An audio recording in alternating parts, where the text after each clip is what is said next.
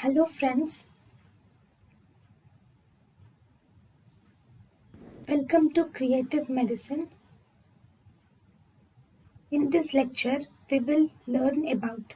Hello friends, let us now learn some important points about the tumor chondroblastoma. So this is a tumor which is originating from the chondro. Chondro is nothing but cartilage, and blastoma is the blastoma are chondroblasts, from where the chondrocytes are derived. Okay, so it is a tumor which contains chondroblasts. So it is a cartilaginous tumor. This chondroblastoma is actually also called as Codman's tumor. So it is most commonly seen in younger age group because the cartilage will get converted to bone.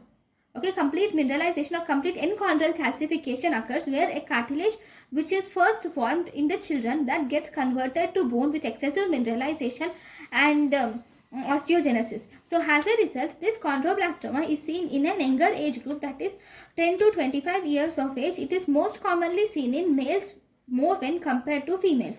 It is also more common in femur, followed by tibia, followed by proximal tibia and other proximal femur, proximal humerus. First femur, then tibia, then humerus, it can be seen.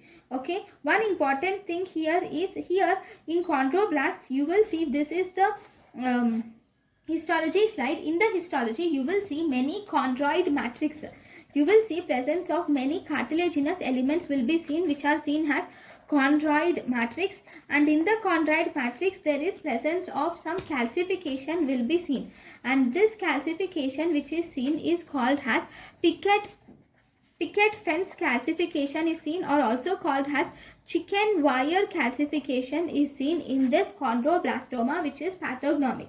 Second, this calcification can be visualized through CT scan, and in the MRI you can see presence of the edema, and you can also visualize this lesion in the X-ray, but it is seen as an lytic lesion. Next, second, it is most commonly seen, occurs in the epiphysis of the long bones mainly.